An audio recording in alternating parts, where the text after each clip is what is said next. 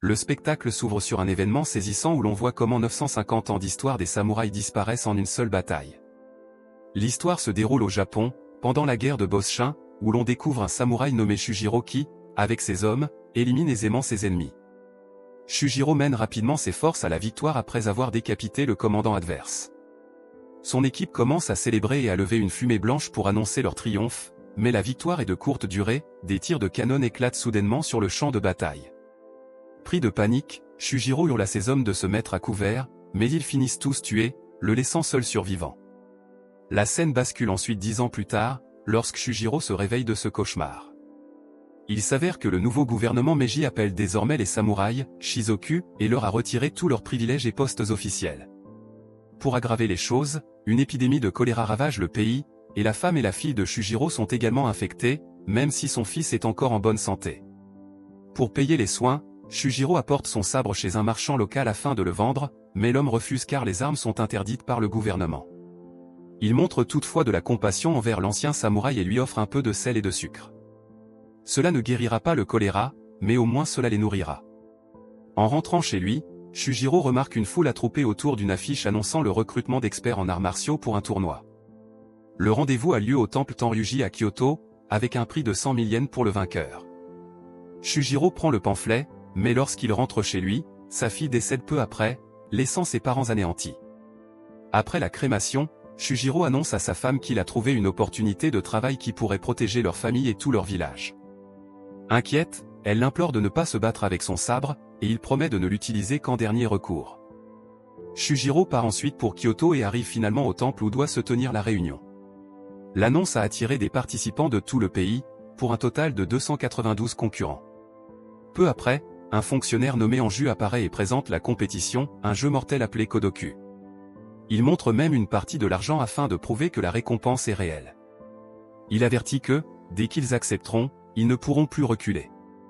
Il leur accorde encore 30 secondes pour se retirer, mais les candidats, attirés par l'argent, décident de rester. Un policier de Kyoto surgit alors et ordonne l'arrêt immédiat du jeu, exigeant de connaître le nom de l'organisateur, mais avant qu'il ne puisse agir, l'homme de main d'Anju, Sakura, s'avance et le décapite, choquant toute l'assemblée. Une fois les engagements confirmés, Anju dévoile une carte et explique les règles. Les 292 samouraïs doivent voyager de Kyoto à Tokyo, en passant par 7 points de contrôle.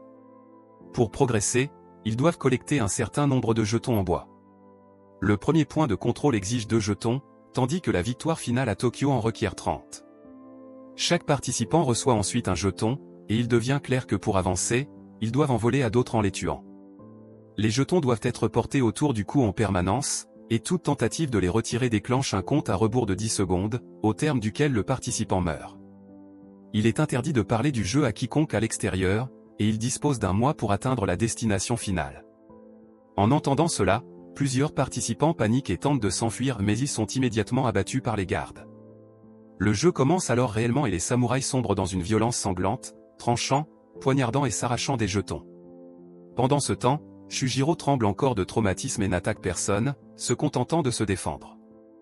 Son regard tombe bientôt sur une jeune fille dans la foule qui lui rappelle sa propre fille. Pris de compassion, il s'approche d'elle pour la protéger. Plus tard, ils atteignent une cour et tentent de récupérer un jeton sur un adversaire tombé. Ils se positionnent près d'une tour enflammée lorsqu'un concurrent sournois arrache le jeton de la fille. Un sniper la vise et lance le compte à rebours, mais Shujiro grimpe juste à temps pour récupérer le jeton essentiel tout en volant celui de l'ennemi. Lorsqu'un groupe de brutes renverse la tour dans un étang, Shujiro emmène la fille se cacher dans une maison voisine. Elle se présente sous le nom de Futaba et explique qu'elle participe pour obtenir de l'argent afin de soigner sa mère. Shujiro lui ordonne de rester près de lui et promet de l'aider à survivre. Il trouve ensuite un participant mort et tente de prendre son jeton, mais un autre samouraï nommé Kyojin surgit. Il dit ne pas vouloir les tuer et leur remet même un jeton. Shujiro et Futaba sortent alors et parviennent à quitter le temple avec suffisamment de jetons pour passer au prochain tour. Ils montrent leurs jetons en bois à Enu, qui les félicite et leur souhaite bon voyage. Non loin de là, 4 hommes d'affaires VIP boivent et observent la compétition pour se divertir. Ils reçoivent bientôt une lettre de l'organisateur expliquant que les samouraïs sont des reliques aveuglés par leur orgueil et que le Kodoku est conçu pour les laisser s'autodétruire avant de mettre fin définitivement à leur histoire. Pendant ce temps, Shujiro et Futaba parviennent à fuir la ville mais se retrouvent face à un participant dangereux nommé Kanja, qui attend depuis 10 ans pour tuer Shujiro et l'appelle Kokushu, le tueur d'hommes. Il se jette sur lui au moment où l'écran indique qu'il ne reste plus que 128 samouraïs dans la compétition. Les deux hommes engagent alors un combat intense, dégainant leurs sabres, ce qui pousse Futaba à paniquer et à s'enfuir. On remarque que Shujiro souffre encore de traumatisme de guerre et que ses mains tremblent sans cesse. Après un long affrontement, il parvient à dominer Kanja mais ne peut pas se résoudre à l'achever. Kanja se met à lui hurler dessus lorsque Futaba revient avec un cheval, permettant aux deux compagnons de s'enfuir. Plus tard, ils arrivent dans une auberge où Shujiro conseille à Futaba d'enlever son jeton au matin et de fuir la compétition, mais elle refuse, disant qu'elle a désespérément besoin d'argent pour soigner sa mère malade et aider des enfants de son village touchés par le choléra. Leur conversation est interrompue par l'arrivée de Kyojin, qui les avait aidés au temple. Il appelle Shujiro, Kokushu, et ce dernier lui demande comment il connaît son nom, mais Kyojin ignore la question et explique qu'il est venu proposer une alliance. Selon ses calculs, si 292 personnes ont commencé le jeu et s'il faut 30 jetons pour franchir la dernière porte, alors seulement 9 participants pourront atteindre Tokyo en vie. Il remet en question l'honnêteté du jeu et prévient que les organisateurs pourraient avoir préparé un piège pour l'épreuve finale. Il leur propose donc de s'unir, mais Shujiro se méfie de lui. Kyojin lui laisse 3 nuits pour réfléchir et l'invite à le retrouver dans la prochaine ville s'il change d'avis. La scène passe ensuite au lendemain matin à Tokyo, où le ministre de l'Intérieur, le seigneur Okubo, convoque une réunion concernant l'incident au temple où de nombreux clans samouraïs s'étaient rassemblés. Comme les samouraïs détestent le nouveau gouvernement, il craint un complot visant à déstabiliser le pays et charge Kawaji, chef du bureau de police, de mener une enquête approfondie. Ailleurs, on voit Kanja terroriser un village et massacrer des centaines de personnes en exigeant des informations sur Shujiro. Pendant ce temps, Shujiro et Futaba croisent un groupe de samouraïs qui ne veulent plus participer au jeu et expliquent que des combattants plus expérimentés leur ont pris tous leurs jetons. On remarque ensuite un groupe de soldats Kodoku armés observant la scène depuis une colline. Quelques instants plus tard, un samouraï retire son jeton et rien ne se passe au début. Shujiro le supplie de le remettre, mais il refuse, et les autres l'imitent. Lorsque les 10 secondes s'écoulent, les soldats ouvrent immédiatement le feu et tuent tous ceux qui ont enfreint les règles. Horrifié, Shujiro revit des souvenirs de guerre.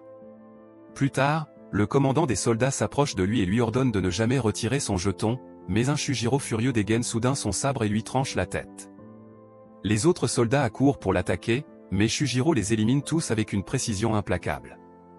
Non loin de là, Sakura observe la scène avec amusement et informe immédiatement les organisateurs que Kokusho, le tueur d'hommes, s'est éveillé. L'écran montre alors qu'il reste 117 participants.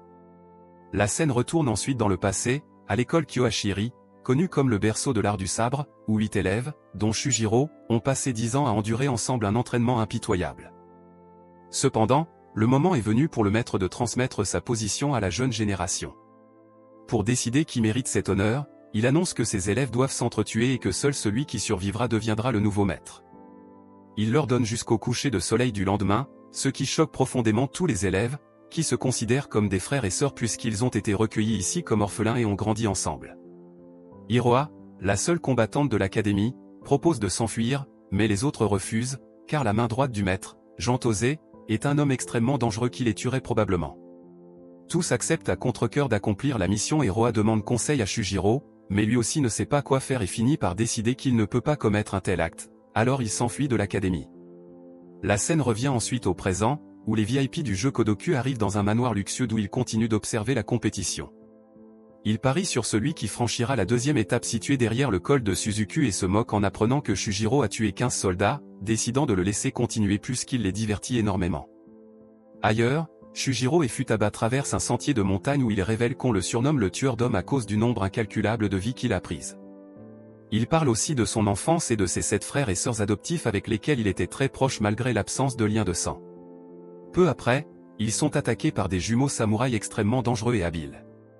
Ils tentent de capturer Futaba, une cible facile, mais Shujiro la protège et tous deux parviennent à s'échapper. Bientôt, ils tombent dans un ravin et Shujiro ressent immédiatement un piège. Soudain, une femme armée de lances l'attaque, il s'agit de sa sœur Hiroa. Elle tente de se battre contre lui et révèle qu'elle participe elle aussi au jeu. Hiroa avoue qu'elle le cherche depuis longtemps et qu'elle lui en veut d'avoir abandonné leurs frères et sœurs en s'enfuyant. Shujiro commence à s'excuser quand les jumeaux réapparaissent pour une nouvelle attaque, mais un groupe d'archers samouraïs les abat soudainement. Shujiro, Futaba et Hiroa tentent de fuir en esquivant une pluie de flèches, jusqu'à ce qu'un autre archer samouraï les sauve en stoppant les projectiles ennemis et en éliminant les assaillants.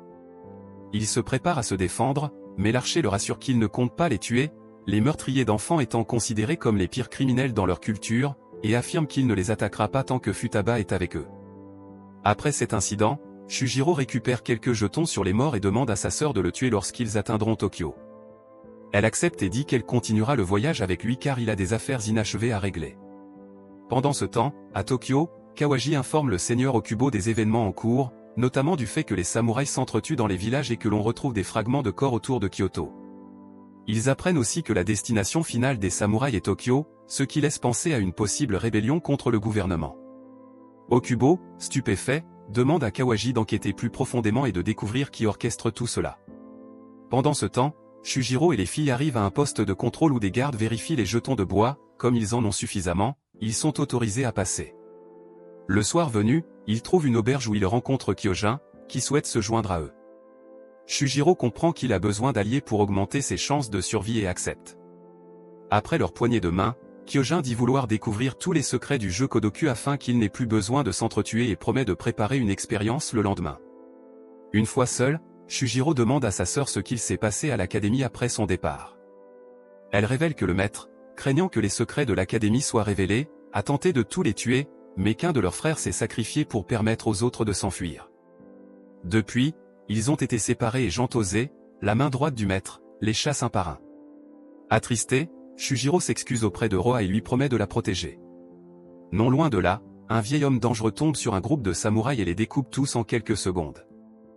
Il s'avère que cet homme n'est autre que Jantosé, lui aussi participant au jeu et à la recherche de Shujiro, d'Iroha et de leurs frères et sœurs.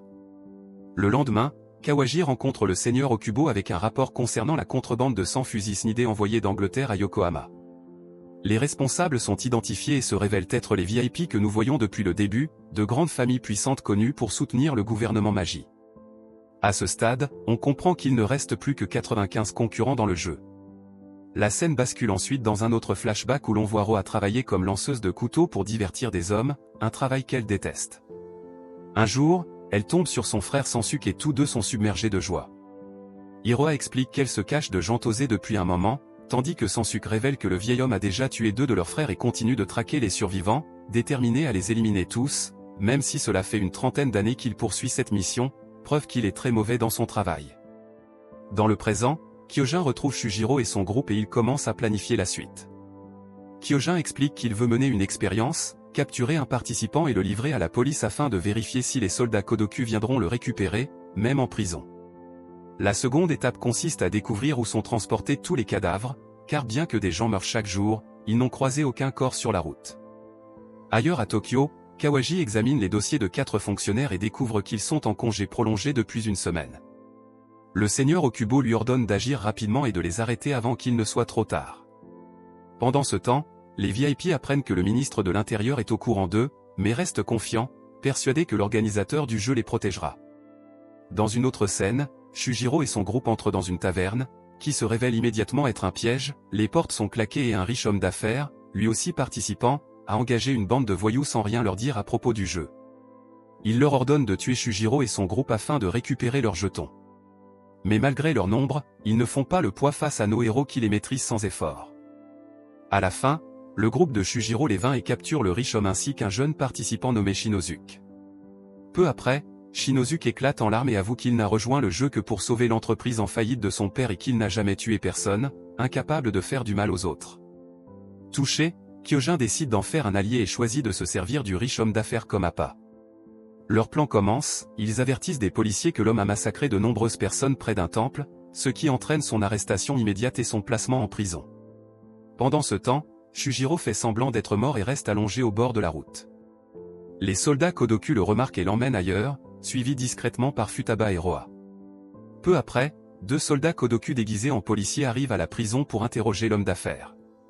Kyojin se déguise également en officier et pénètre dans la prison sans attirer l'attention.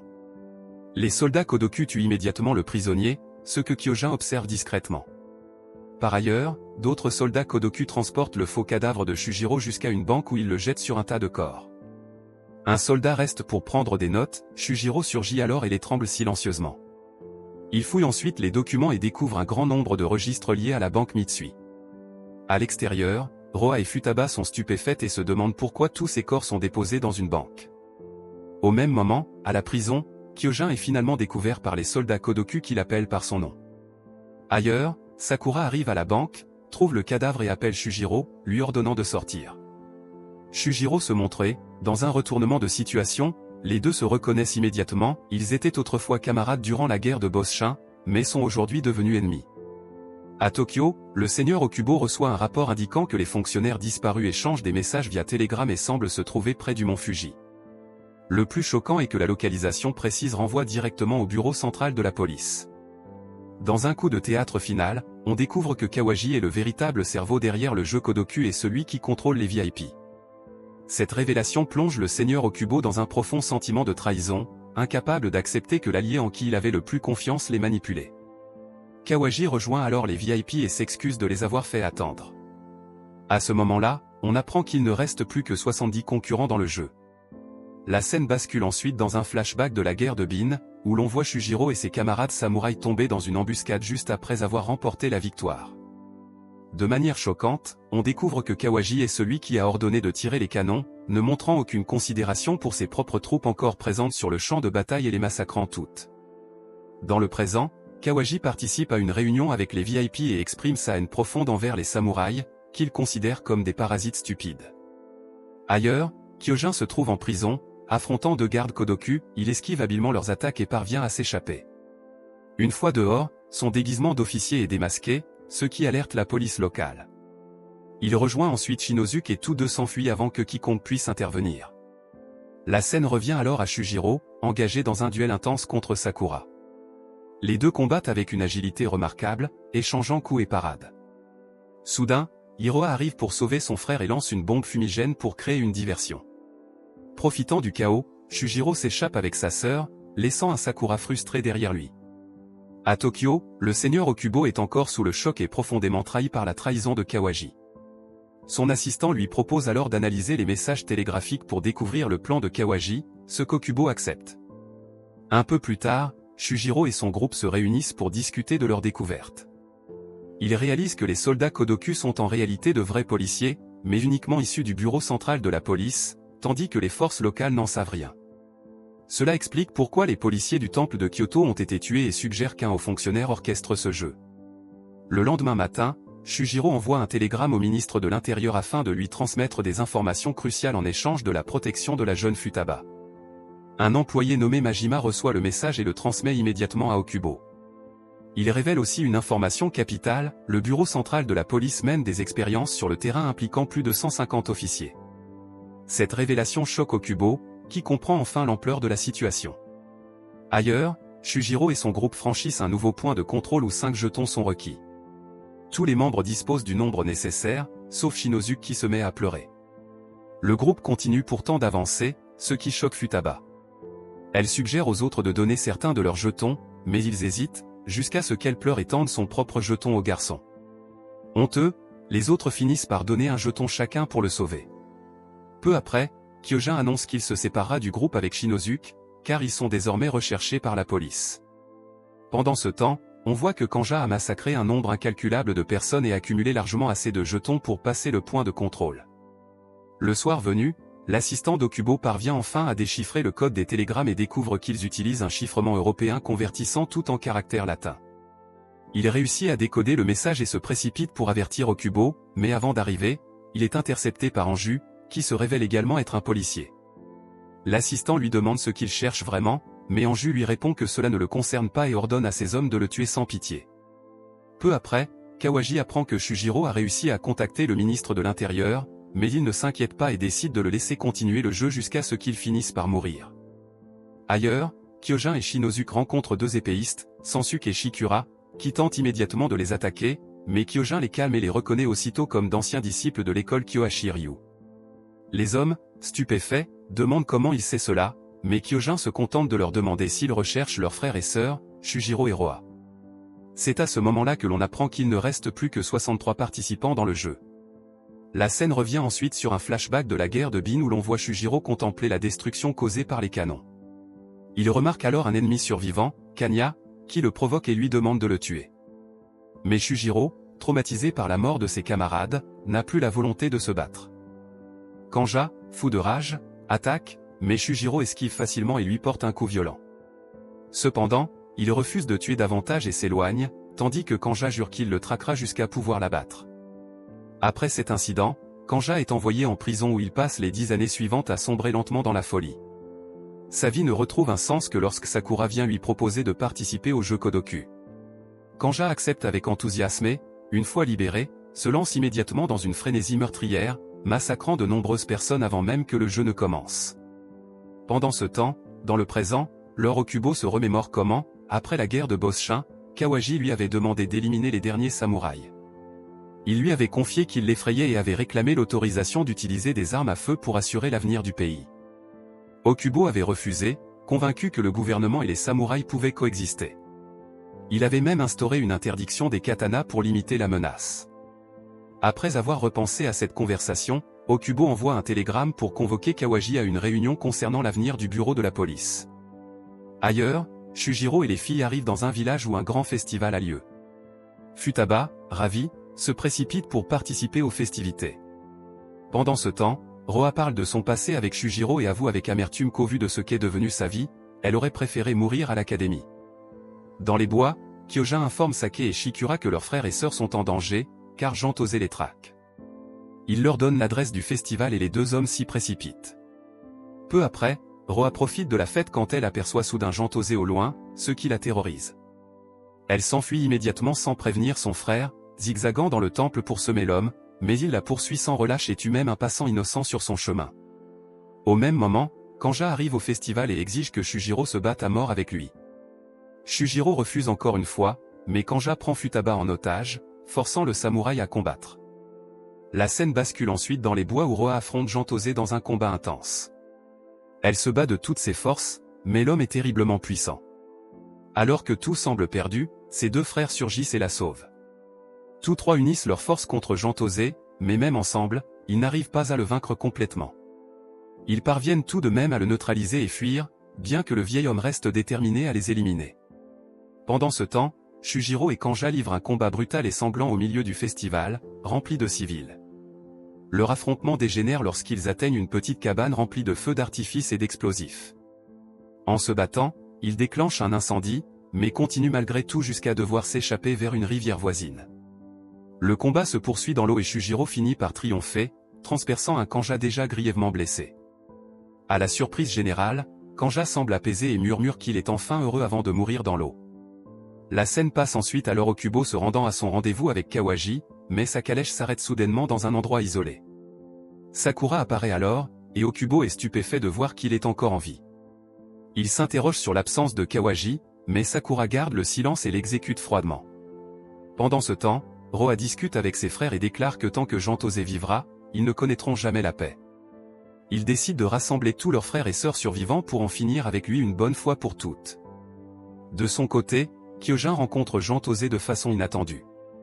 Il se moque de lui pour son incapacité à tuer les frères et sœurs malgré l'adresse fournie. On comprend alors que Kyojin aidait secrètement Jantose depuis le début, ce qui explique pourquoi il savait tant de choses sur eux. Dans la scène suivante, la nouvelle de la mort de Lord Okubo se répand et secoue tout le pays. Shujiro rencontre un messager anonyme qui lui annonce que Lord Majima, un haut fonctionnaire, l'a convoqué d'urgence à Tokyo. Shujiro se met immédiatement en route et croise par hasard Kawaji sans connaître sa véritable identité ni ses intentions. Peu après, les VIP apprennent également la mort d'Okubo et se mettent à célébrer, convaincus que plus rien ni personne ne peut désormais les arrêter.